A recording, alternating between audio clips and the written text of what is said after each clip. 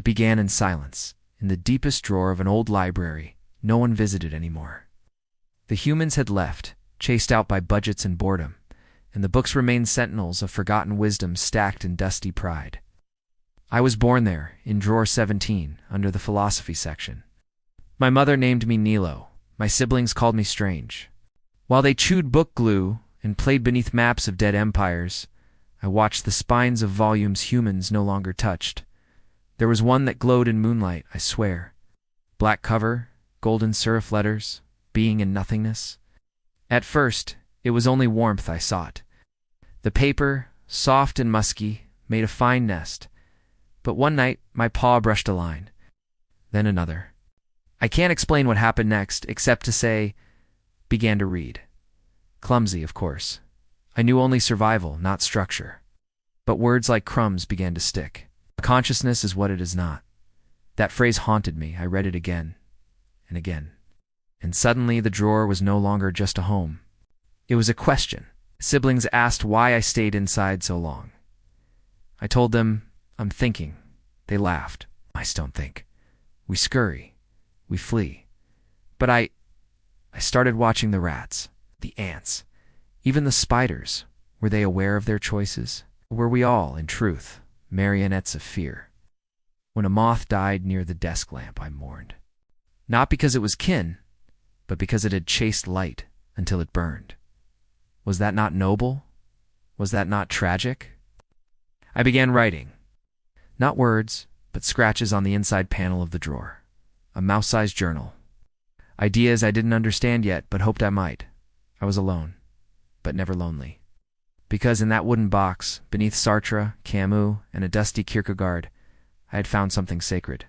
Not cheese, not safety, but thought. I first saw him when the library door creaked open one evening, stirred by a storm, or fate, or both.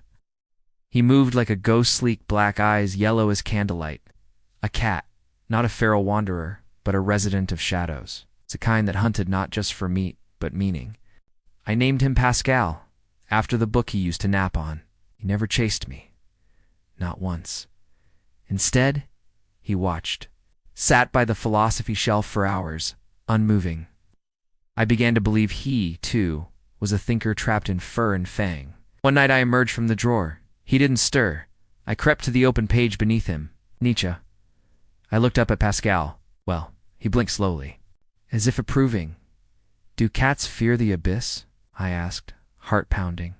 He yawned, walked away. But something had shifted. The next day, I scratched my thoughts deeper. The predator who does not hunt, has he transcended instinct? I found food in stranger places. A single raisin near the globe, crust by the biography shelf. Someone or something was leaving them. Pascal, or was the library itself responding? Books began to open themselves always to the right page. Sartre on despair, Epictetus on will, Simone while whispering about attention. My mind swelled with questions. What is freedom if one must survive? Why do we fear death more than insignificance? One evening, my brother Juno came to visit, saw the words on the drawer wall. You've gone mad, he hissed. You scratch nonsense while others starve. I told him ideas were food. That meaning was worth more than crumbs. He left, shaking his head. But I stayed, because I believed that one day perhaps, not in my lifetime, a creature might read what I'd written and wonder, and maybe even understand. But every philosopher must face his trial, and mine wore a collar. He arrived just before dawn, the new cat, not Pascal. This one was orange, heavy, and loud. A jingle with every step. He had a name tag, a shine to his fur, and the scent of humans clinging to him like ownership. Pascal vanished that same day, as if he'd never been real, as if he'd only existed to prepare me for what would follow. The drawer felt colder, the books heavier, and me, I felt watched. The orange cat didn't think. Without malice, without joy, pure instinct wrapped in velvet paws. I named him Determinism, because he never questioned, he simply was. One night, I risked a journey to the top shelf Kierkegaard's The Sickness Unto Death. I needed courage. I needed faith, but determinism waited at the bottom step. No trap, no rage, just inevitability. You are what you are, his eyes seemed to say.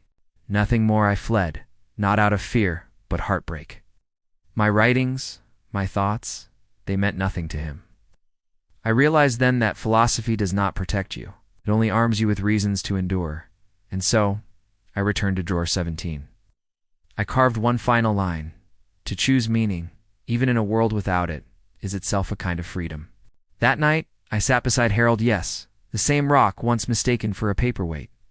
He had never moved, never judged. It's just like truth. Morning came, so did determinism. This time he did not hesitate. The drawer opened. Claws flashed. Pain bloomed in silence, but as the light dimmed, I felt no regret, because I had stayed. I had written. I had asked the questions.